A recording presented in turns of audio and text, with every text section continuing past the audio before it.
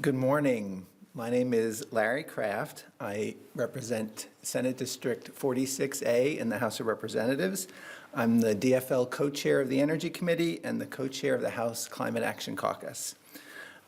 Before we get started here today, I do want to mention that it's an interesting time to be talking about things other than ICE or gun violence. I know there's a lot of other things going on today, but we cannot forget renewable energy and climate change. And so I'm really excited today to be doing a couple things in the House Committee around energy affordability. One is on grid efficiency, a virtual power plant bill, but the thing we're going to be talking about a lot here today is on plug-in solar. I am really excited to talk about this bill because it can make the affordability and other benefits of solar energy directly accessible to so many more people. In nearly all places in the world, solar energy is the cheapest way to produce new electricity, and it keeps getting cheaper because it's on a technology learning curve. Solar panel costs have dropped 90% in the past decade, reducing roughly 20% for each doubling of capacity, and there's no reason to think that that's going to stop. Solar was 66% of all new electricity generating capacity added to the U.S. grid in 2024. Over 5% of Minnesota's electricity is now from solar, up from less than 1% only a decade ago. But over 70% of Americans can't access solar, whether because they rent where they live, or whether they have rooftops that don't work, maybe they need replacement, or maybe they're shaded, or perhaps they can't get good financing. So what we're talking about here is really opening up who can participate in the affordability revolution of solar. The really exciting thing about plug-in solar, which we're announcing today, is that it can connect directly to a home outlet, in a backyard, on a deck, or on a balcony. And it makes it so that solar energy can flow directly into your home's electrical circuits and reduce the electricity you get from the grid. It can save $35 to $55 per month, typically 5 to 25% of a typical home's usage. And it has dramatically lower upfront costs. We're talking about ranging from sub $1,000 to a few $1,000s. What the bill is doing is signaling that Minnesota is open for plug-in solar. Now, specifically, from a technical perspective, the bill does a couple things. It defines a plug-in solar device as having a maximum power output of 1,200 watts and that it can include storage. Second, that it is certified to a new U.S. standard that has recently come out for these systems called UL 3700 from United Laboratories to make sure that what we're doing is safe. And from a process perspective, it exempts plug-in solar devices from needing a utility interconnection agreement and from participating in sub-metering. And by the way, the first bill that passed in this was in Utah, but there are 29 other states now, including Minnesota, that are contemplating some plug-in solar legislation. So this is an exciting potential market, and with that, I'm going to turn it over to my lead author in the House, Senator Rob Kupek. In the Senate, excuse me. Don't demote me. Thanks. I'm State Senator Rob Kupek. I represent Senate District 4, which is Clay and Becker counties. Previously, before being in the state Senate, I still am a meteorologist, but I worked in television. And so bills related to climate change and how we can reduce that are near and dear to my heart. So I had a town hall about 3 weeks ago in Moorhead, and it was a great town hall because it was wide-ranging over a very topics, and one of my constituents came up to me and was very excited about the prospect of deck solar and plug-in solar because he has a house, but it doesn't have a good roof for this. He has a deck on the side that he said, I could put that on, but I can't get anybody to install it because it's a small, people just don't want to bother with it because it's such a small thing. But I could do this, and then he brought me legislation from Colorado, and he said, look at this. And so just so happened that I was at a meeting with Senator McEwen, and I started talking about this, and she said, lo and behold, Representative Kraft has a bill. Maybe you would like to sign on to this bill. So I am really happy to do that. And for all those reasons too that Representative Kraft said, it is about affordability also, and it is about almost the democratization of solar. Solar panels can be very expensive, and if you are lower income or live in an apartment or just don't have a house that's set up for a big solar array, this too can bring you into the benefits of solar energy. And as Representative Kraft mentioned, the affordability of solar and reducing those energy bills, and at the same time, helping the environment out and helping with climate change. So I view these are exactly the kind of bills I look for, the win-win situations, and I think that's what this one is.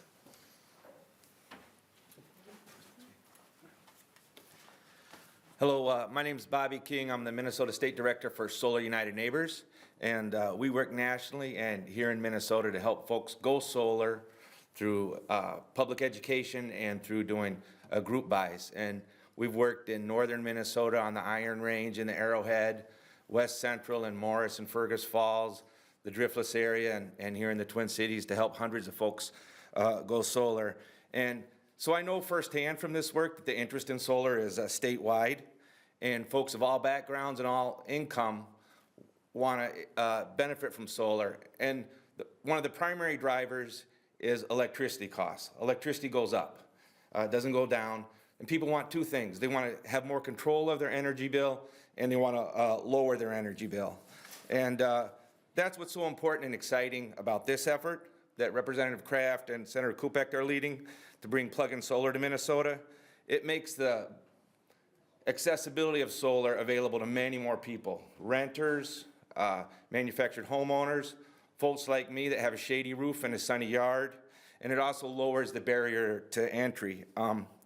And we've noticed with solar, the policy hasn't kept up with what the technology can provide, what the industry can provide, and what the public wants.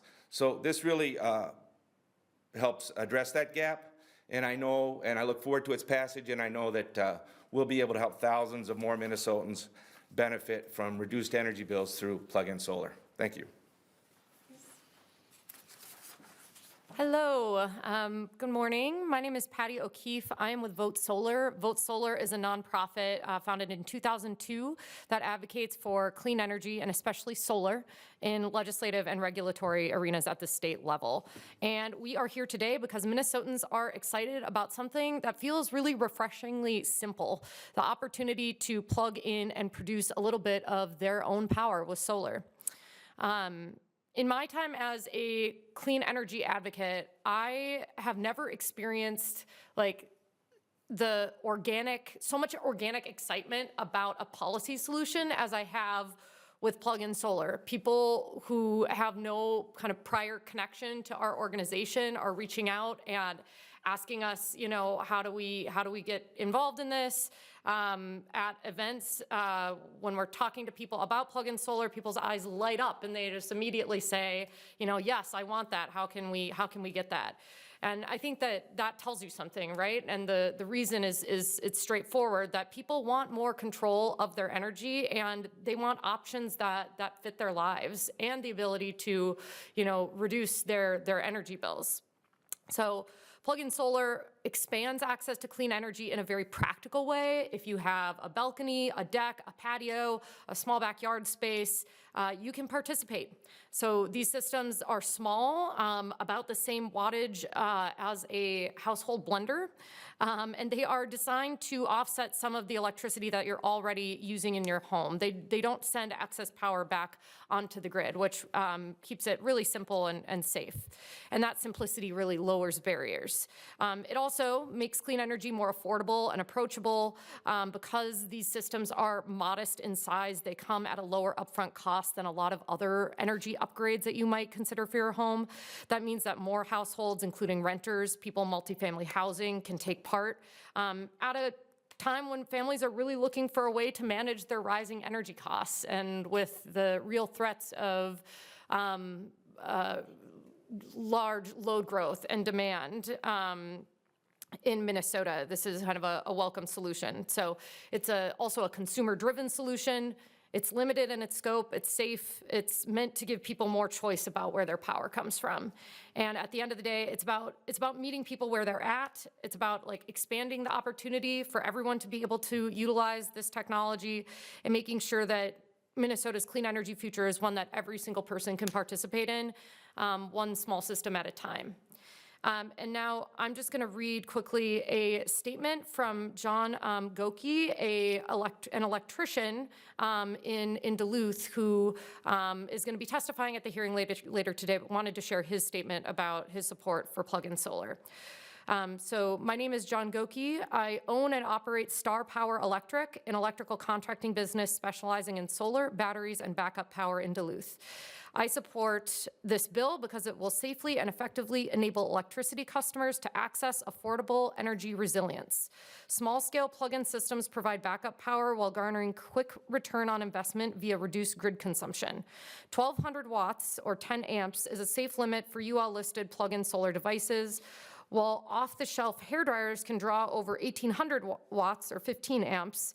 The 1,200 of UL-listed plug-in solar can't overload the lowest residential circuit size of 15 amps.